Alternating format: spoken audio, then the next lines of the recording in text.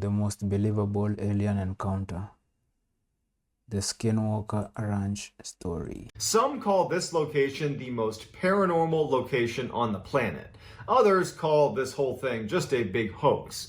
But what is undeniably true, and frankly what makes this case so much more interesting, is that unlike the vast majority of paranormal stories and claims, this case was put to an enormous amount of scientific scrutiny. In fact, there was a decade-long study done on this case where PhDs and scientists converged on this one location and basically around the clock studied, all these claims of the paranormal that was happening in the area.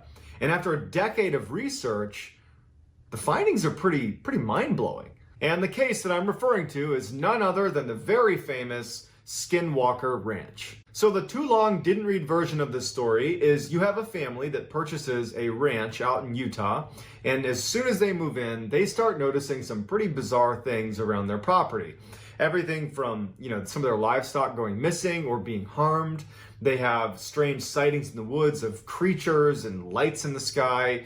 They eventually report it to the news, and that news story gets picked up by a couple of other outlets, and a billionaire who is obsessed with researching the paranormal sees this story. He buys the property and installs an entire team of scientists and researchers to basically try to figure out what was happening at this ranch. And they spend 10 years studying this ranch. The outcome is, well, turns out some strange things really were happening there. Before we get started, if this type of content appeals to you, the kind of strange, dark, mysterious content delivered in a story format, and then turn on all notifications. Story. In the northeastern corner of Utah lies a 500-acre plot of land, it's all desert, where a ranch sits, and that is Skinwalker Ranch. It was built in the late 1800s, early 1900s, and it was actually built on a piece of land that had apparently been cursed.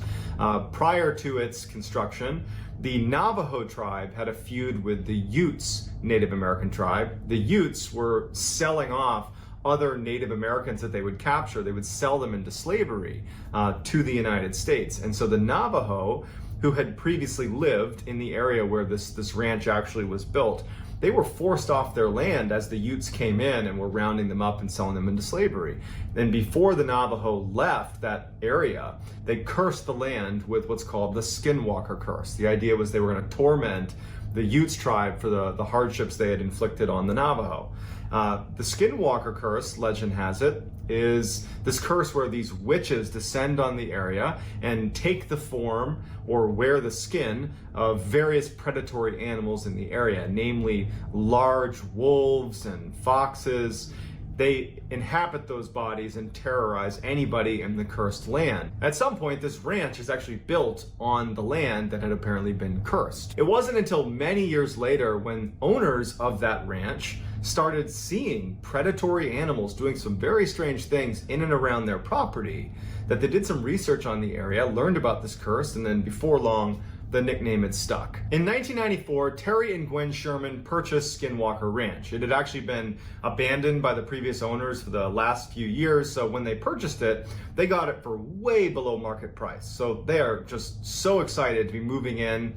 They breed cattle, and so they had 500 acres to let their cattle free roam. It was like the dream purchase for this family.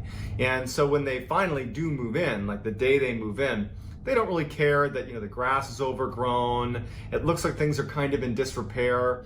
And in fact, when they go into the homestead, like the actual house on the property, they were so excited about everything that they kind of overlooked some of the strange things that they immediately noticed about the property.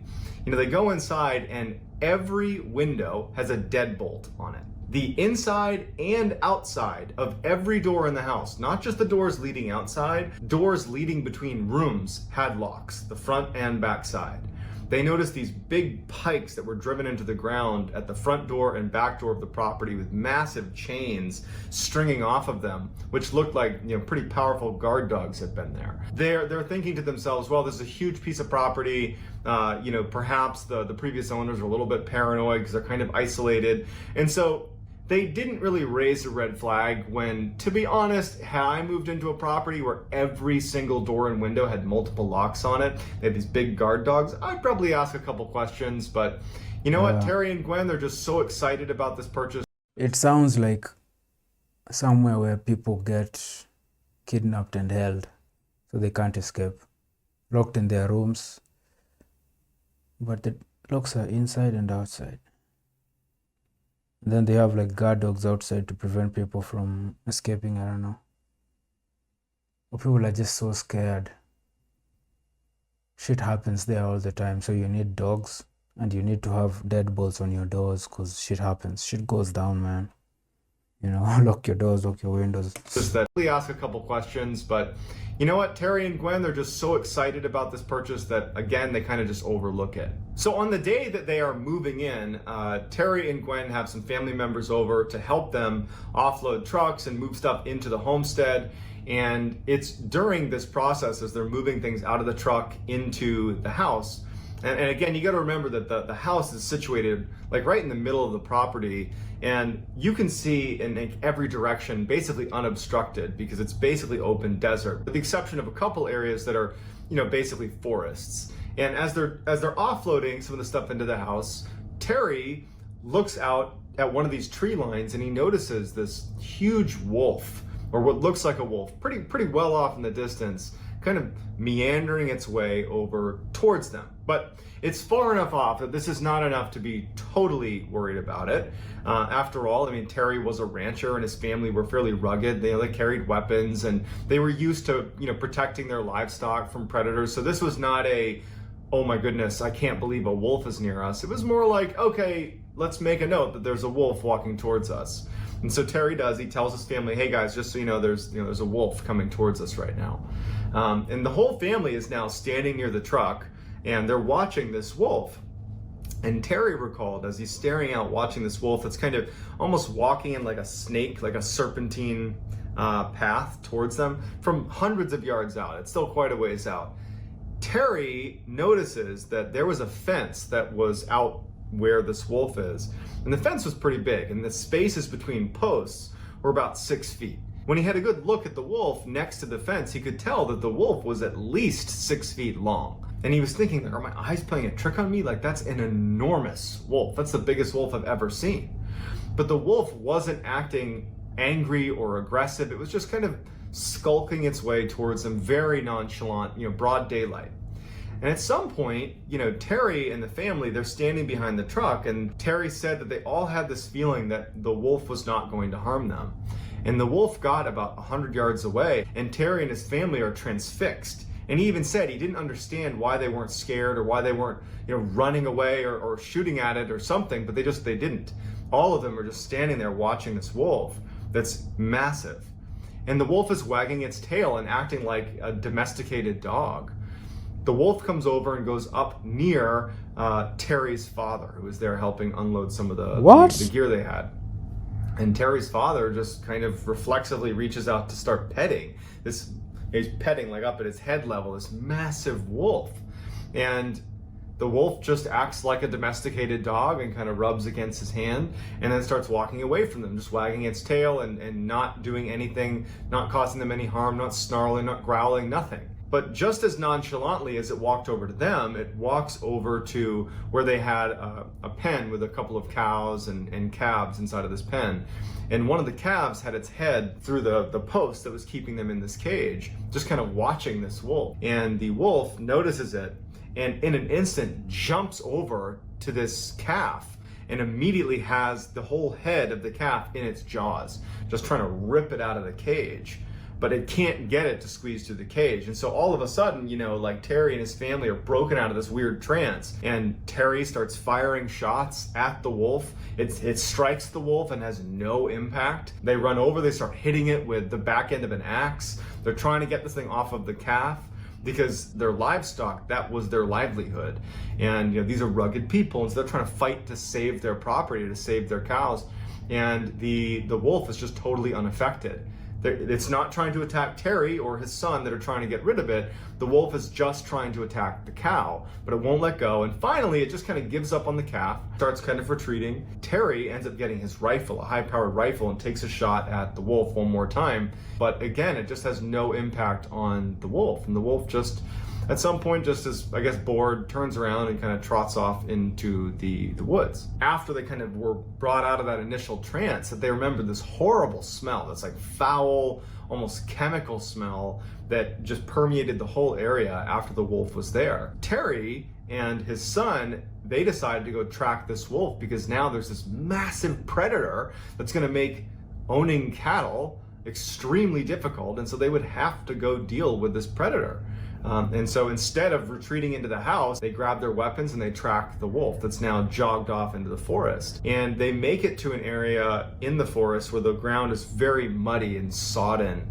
And Terry could easily make out these footprints that just suddenly stop. And they just couldn't make sense of it. And so they went back to the house and they told their family, like, we tracked it into the woods. There's no blood trail.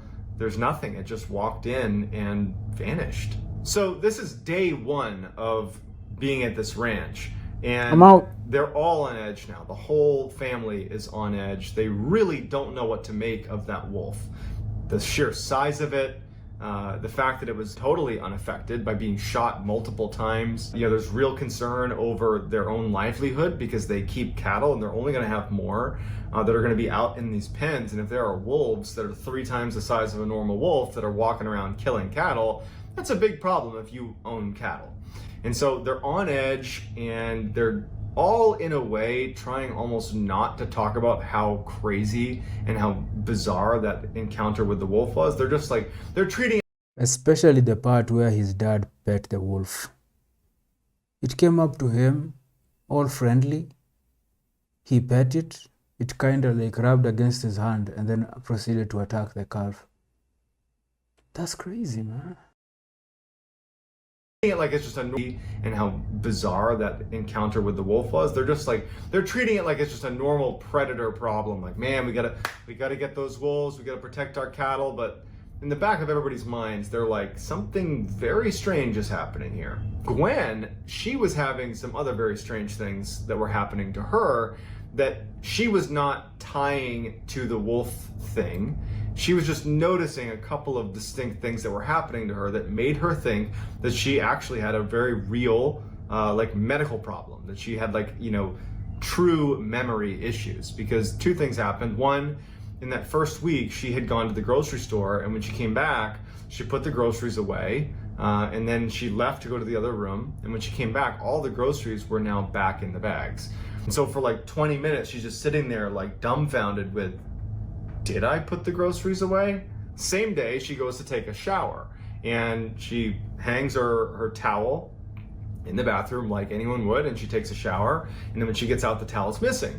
And she's like, huh, she gets another towel and she towels off, and then she finds the towel hanging up in a closet on the other side of the house. And so between the groceries and the towel, she's like, is there something wrong with me? Am I like having a stroke? Am I having a medical issue here that I'm like literally losing my mind? And it wasn't until Terry actually had a similar experience that she started to wonder if this had to do with maybe that strangeness with the wolf, that maybe there's just something odd happening about this property. And it was Terry, in that first week, he had been digging holes for a new fence. And he had this big fence digging tool. It was about 70 pounds that he was using to dig the holes for the fence. And so he had taken a break after making a bunch of posts for this fence. He took a break, left his fence digging tool, you know, at the last place he had dug a post, and he went in to grab a bite to eat, came back out, and his fence digger is missing. And initially he just goes into the house and he's like, hey, you know, to his wife, to his kids, like, did you guys move my fence digger? Like, do you know what happened to it? Like, where is it? It's not out there. And they're like, no, we've been in the house the whole time. I have no idea. And so they couldn't find it. And a week goes by, and he's out patrolling his property looking for wolves. And in the tree, like well away from where he had been digging the post before, in the tree, His fence digging tool that's 70 pounds is like 70 feet in the air, strung up in this tree. So Terry comes back to the house and he tells his family about the fence digging tool being in the tree. It's time to go. And that's when Gwen tells Terry about her experiences with the groceries going back in the bag and a towel being moved around the house. And everybody in the family starts to really start being scared. We can't explain what's happening on this property, and we're very isolated.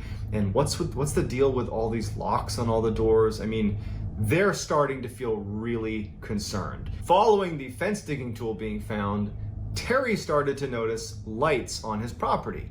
Initially, because this was the first couple of weeks they're there, he would see lights way at the far end of his property that looked like headlights, and he would think someone must have made a wrong turn that wound up on my property, and we were kind of out in the middle of nowhere, and they'll just leave. And so when he first started seeing these lights, that's what he assumed it was, just people making a wrong turn. But he started to see it so often that he wondered if people were illegally hunting on his property. And so one night he sees these lights on his property and he goes out to investigate. In fact, he's angry. He's had all these strange things happen. His family's on edge, and now he's mad and he's going to take it out on this person who's illegally hunting on his property. And he starts charging out to these lights, and he starts getting closer and closer, and he starts to realize it's not making any sound. If this was like a truck, it's not making any sound. And we're in an area where I could totally hear that if it was a vehicle, and he can't hear anything. And as he gets closer and closer, the lights start retreating from him without making a sound, and then float up into the sky and disappear. And Terry's like, what is going on here? The winter rolls around, and it's a particularly brutal winter. And one night he couldn't account for one of his cows, and so he's out looking for this one stray cow, and he searches his whole property, and there's only one area that he hasn't searched, and it's that forest where that giant wolf had disappeared after marching in there, and they tracked it in there. And so he goes in there, and as soon as he gets to the tree line, he notices there's a bunch of footprints from what looks like a cow. And he's relieved because it's probably his. He follows it into the woods, and much like the wolf that had just disappeared in that muddy, sodden area in the forest, in the same spot, the footprints that appeared to be this cow had also just, disappeared. And then over the course of the remainder of the winter, that would happen 4 more times. The animals would run away and just disappear without a trace. By the end of the winter, after all these animals have just mysteriously disappeared, Terry and his family, but Terry in particular, has really gone into full paranoia mode. He, at night, would just stalk his own property, hiding behind bushes with his weapon, and hope to see what was taking his cattle. And so one night, as he's doing another fruitless search around his property, he catches out of his periphery what looks like a kind of mass of something moving around in the trees near his property. And at this point, he was kind of obscured by some shrubs and some plants. And so he kind of crouched down and looked out at the tree line. And he sees in the tree line this strange shape kind of moving about inside of the trees. And he would describe the mass as looking almost like a stealth fighter jet, but really small. And it was making no sound, and it was hovering about 20 feet off the ground. And he's crouched down, not making a sound, watching it. And it's just kind of moving around the tree line, and it has these lights that looks to be kind of scanning the ground. And it's just kind of moving around, it's shining these lights, these multicolored lights in the ground, and Terry moves a tiny bit to get a better angle on this thing. And he makes the tiniest of noises against the brush, just like a tiny little, barely audible sound. And this mass that's pretty far away, the lights immediately turn off, and it angles itself so it's facing directly at Terry. And Terry can feel it right away that it's heard this tiny little sound he's made, and now it's staring directly at Terry. And Terry's terrified, and he's looking at this thing, wondering oh my God, is it gonna come take me? What is this? Is this the thing that's been taking my livestock? And he's terrified, and he's staring at it, and it just flies away. By the spring of 1995, things have gotten really, really bad for Terry and his family. Now, not only are they losing livestock inexplicably, but they're showing up. The actual cows themselves are showing up back on their property, hours or days later, just kind of in random locations on the property, and they look like they've had surgery done, like precision cuts, and pieces of them are missing. And in addition, some very strange things are happening at the house. At night, they would see these entities walking around their property, these humanoid. They described them as having no expression, just walking around their property. And sometimes they would walk right up to the glass, put their hands on the glass and look in, but there was no face. And like Terry and his family, they had blinds down and they would use the deadbolts on every single door and window, but they could hear them rapping at the glass and they could hear them communicating in a language they didn't understand right outside of their house. And this became so regular that it was almost impossible to sleep. Terry's kids started performing very poorly in school because they weren't sleeping. Terry's wife, Gwen, she lost her job at the bank because she wasn't sleeping and she was like delusional. They were all just at an absolute breaking point. Terry is now feeling totally disheartened. One night he's sitting on his porch with his rifle and he notices out on the horizon a new phenomenon. He was used to seeing the lights on his property that would be off in the distance that would disappear, and he had previously seen that kind of like fighter jet thing that was scanning the area. Like, those were two types of lights he would see, but there was a new light he saw as he's sitting on his porch. It was almost like this orangey orb that appeared off in the distance. Since he had his rifle with a high-powered scope on it, he just lifts up his rifle and he looks through his high-powered scope and he zooms in all the way, and he can see that this orb, he describes it as a portal. That as he's looking at it, it has almost like an oval shape to it, and even though it was nighttime, in the middle of the orange orb is this blue sky. It's as if he's looking through a portal into another world where it's broad daylight and there's a sky. And he doesn't know what to make of it, but he can see that a black figure is crawling out of this portal into his property. And it looks just like the black entities that were basically walking around his property at night. In addition to these figures that are crawling, like imagine that scene from The Ring where the girl crawls out of the well. They're crawling out of this portal into his property and then scurrying away into the tree line. And he sees weird craft as well coming into his property through this portal, and then the portal shuts and disappears. Following this night with the orange portal, Terry started to notice blue orbs that he and his family would say were the worst and most terrifying thing of all of the things they experienced. And considering they had tall, featureless black humanoids peering in their windows and rapping on their windows, that's saying something, okay? So a blue orb started showing up on their property. And the way they described it, Terry and his family, was whenever the orb came near you, it gave you this extreme sense of anxiety. It was almost like it was emitting this feeling that you automatically got where suddenly you were unbelievably anxious and terrified of the blue orb. And then as soon as it left, you would, not be anxious anymore. And so one night he's sitting on his porch like he had begun doing, and he sees this orb show up on his property. And his 3 dogs are sitting with him that see the orb, and they start growling and barking. And so he lets his dogs go, thinking that maybe they can scare this thing off.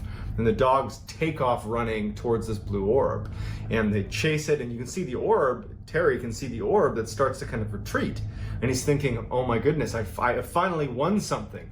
My attack dogs are gonna scare this orb away. And they chase off into the woods, and he sees this thing, the blue orb, retreat into the woods.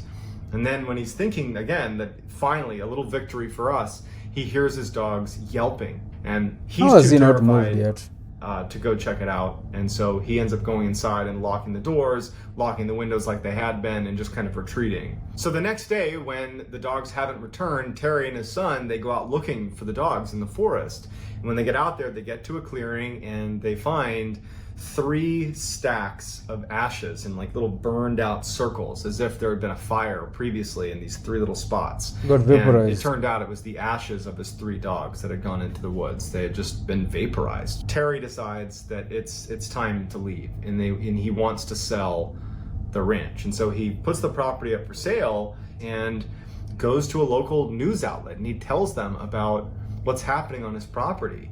And as fate would have it, a billionaire by the name of Robert Bigelow, who had invested millions of dollars in standing up this scientific research team, this all-star team of PhDs, specifically to research what he described as high strangeness, which really is just paranormal. Basically, he was obsessed with the paranormal and wanted to investigate the paranormal. And he had actually seen that fairly obscure story when he saw that it was up for sale. Robert Bigelow, the billionaire, saw this great opportunity to buy the piece of property and actually make it the headquarters of his own scientific research team, not only to investigate what was happening on Skinwalker Ranch, but use it as kind of a hub to do other scientific research. So he purchases the ranch, and Terry actually, even though he did not want to spend any time at the ranch, on some level wanted to know what the research was going to show, because he was very curious, like, what is going on at this ranch that's been plaguing my family. So he offers to stay on as kind of like the ranch manager, because, you know, Robert Bigelow and his team are a bunch of scientists and business people. They don't have any experience on the ranch, and so they're happy to keep him. So Terry is still connected to the ranch, but at this point he's sold it to Robert Bigelow. So Robert Bigelow's Is his family still there? team was called the National Institute for Discovery Science, or NIDS, N-I-D-S, NIDS for short. And Bigelow had actually built the team before purchasing Skinwalker Ranch. And what he went out and did is he recruited some of the most incredible scientists and PhDs he could possibly recruit, but he didn't want people that were interested in the paranormal. He wanted people that were inherently skeptical, so that if he was ever able to kind of prove the existence of high strangeness, that he would have credibility in doing that. And so he went out and found these incredibly skeptical, incredibly smart scientists and PhDs. And so they move into Skinwalker Ranch, and the first thing they do is they need to start doing testing to make sure that this whole all the stories about Skinwalker Ranch coming from Terry and his family were not just some grand illusion by the family, that, you know, they could have just made it up. And so they get in there and they start running these tests. So that first year, as they're running these tests, which are largely things like, okay, let's check the environment and see if there aren't any, you know, plants that are giving off spores that could be hallucinogenic that they're breathing in. Let's check their water supply and make sure there wasn't something happening in their water supply. Let's do psychological assessments of the family. Test the soil. Let's ask neighbors. Let's do all of our diligence to make sure it's not something environmental or psychological. And over that first year, while they're doing this research, there isn't much activity at the ranch, save a couple of instances where there were some strange lights. So that first year is fairly uneventful, but what's important is that the NIDS researchers come to a conclusion that this did not seem like a hallucination. This did not seem like a something coming from, you know, a plant or water supply. This seemed like the Terry and his family were really experiencing something odd. They just didn't know what it was. One day, Terry and actually Gwen, who was helping him, were tagging some of the new calves, the new cows that had been born, putting these little tags in their ears. And so Gwen was there helping. And so Terry and Gwen, they tagged this new calf, put a yellow tag in its ear, and they move on and they're tagging other animals. And so for about 40 minutes, their eyes and their attention are not focused on this one calf or that one area of the ranch. They're tagging other animals, and then their dog that was with them starts growling and reacting in the direction of where this calf had been. And so Terry and Gwen turn around and they look, and they don't see anything, and they start walking over. They find the calf that they had tagged about 40 minutes ago has been basically surgically dissected, and all that's left are its legs and its head. And in addition, the ear where that tag was had been removed. And so they immediately call over the NIDS researchers. So the NIDS veterinarian comes over and looks at the scene and just can't make sense of it, because the incisions on the calf were so well done that it looked like someone with real surgical expertise had done this on an operating table. There was no sign that this was done by a predator, and there was no blood anywhere. So this prompts a massive search of the property, because in many ways, this is what the NIDS researchers are looking for, are real occurrences of something that is highly strange that they can go investigate. And so all of the researchers and everybody there begins searching the property for whoever was responsible for this dissection of the cow. and they start searching the property, and the dogs, they had all these guard dogs that were kept at each of these observation posts that they had set up around the ranch as soon as the NIDS team had moved in. They were all looking in the same direction, all four of these four observation posts, and they're all cowering in the back of their cages, all looking in the same direction. And so they start making their way towards the tree line where all these dogs are looking, and they stop short when Terry says, "I see something in the tree." So they stop their car and they're looking, and in the tree is this massive wolf, this like wolf-like humanoid that's basically perched on a tree limb. And Terry takes out his rifle and he aims at the creature up in the tree, this huge creature, and everybody sees it. All the NIDS researchers are looking at this creature and they're like, "Oh my God, what is that?" Terry starts firing at this thing and it just disappears into the woods. And so the team charges into the woods, they fan out, and they pick up a couple of tracks of this huge thing that has like this massive footprint with these huge claws. But much like the wolf that had disappeared and the cattle that had suddenly disappeared when they went into the woods, they couldn't find any traces of this thing. But they did smell this horrible stench that Terry remembered smelling. It stuck with him that first day when that large wolf had come over on the very first day they were moving in. It was that same smell, but they couldn't find this huge animal. So dumbfounded, the NIDS researchers just go back to the property and no one can make sense of it. And they have the footprint and they have their own eyewitness testimony, but like they couldn't make sense of how something that big could just get away. And so over the following month, they're like searching the property and they're looking for any more signs of this huge creature or anything.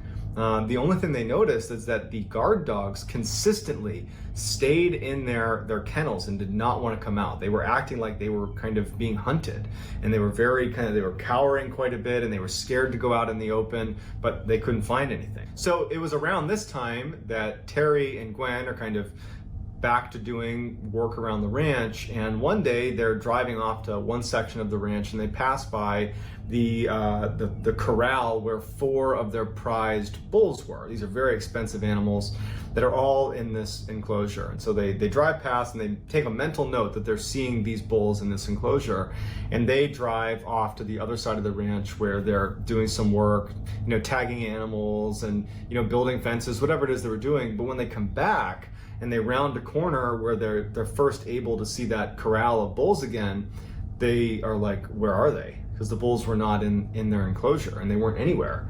And so they're panicked because these are very expensive animals, and they run over, and Terry sees that the gates to the corral are still locked, but there's no bulls in there. There's no sign of a struggle or anything.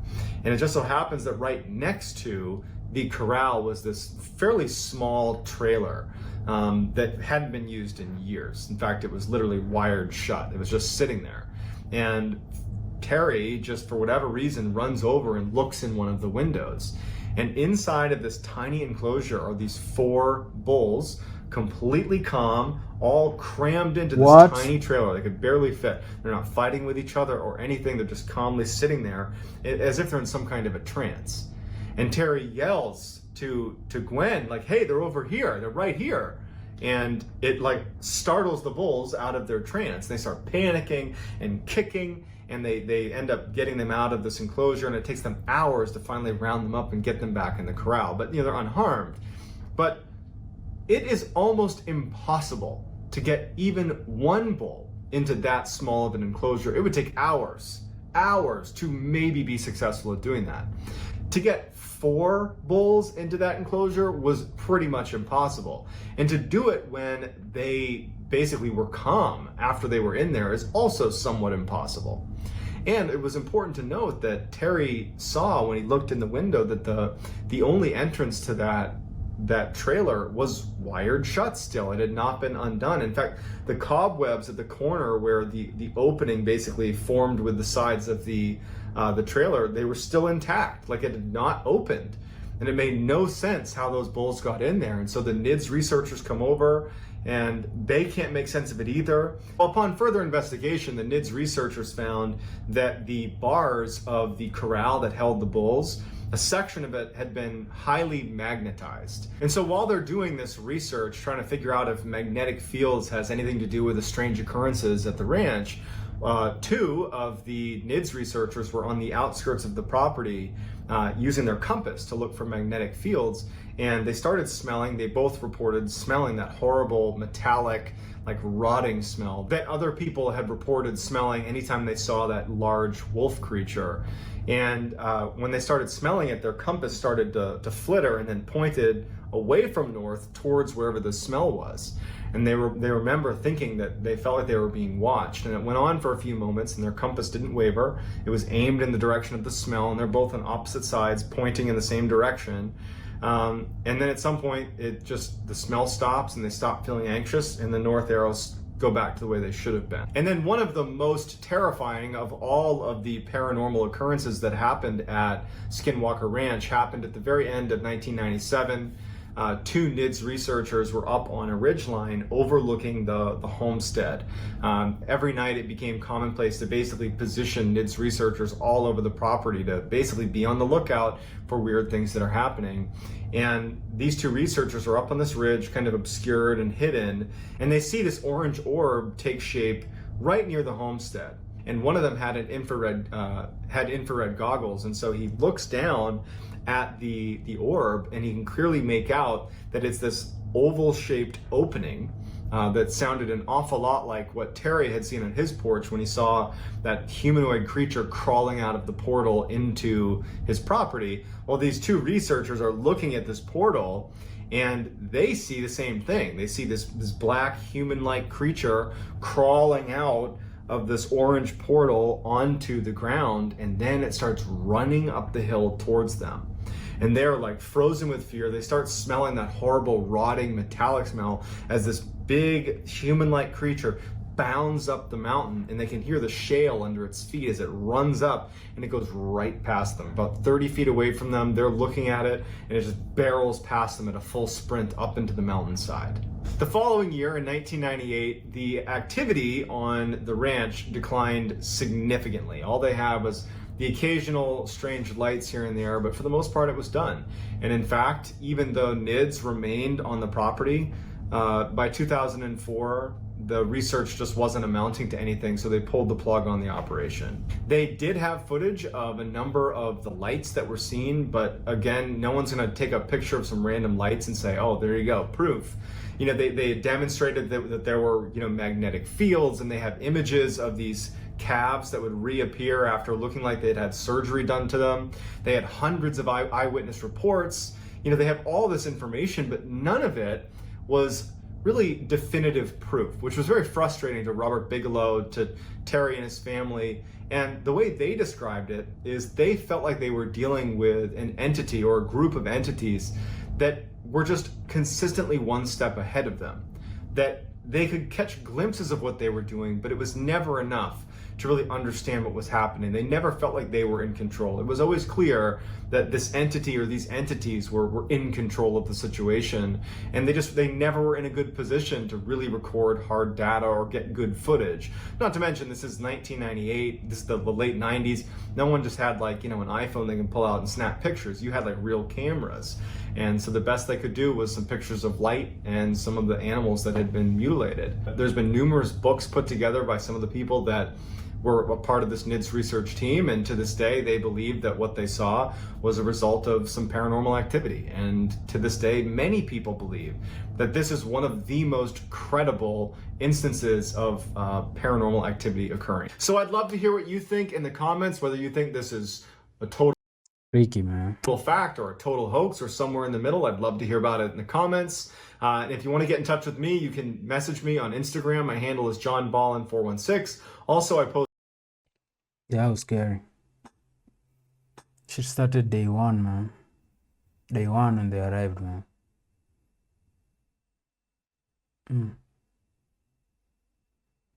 The wolf. Wow. I'll see you guys, man. I'm tired. I've been going for a while. Good story, though. Very good story.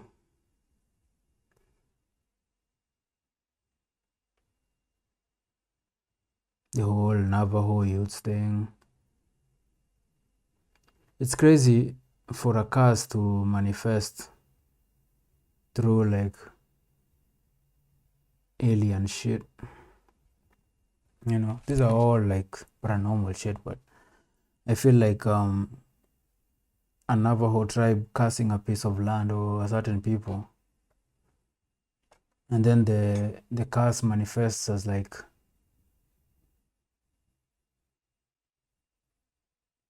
it's the fucking lights, man. This sounds like some alien stuff, you know, like a flying saucer would appear, grab some animals. It sounds like alien shit, not like curse stuff, you know. The skinwalkers are that's curse stuff. Scary, man.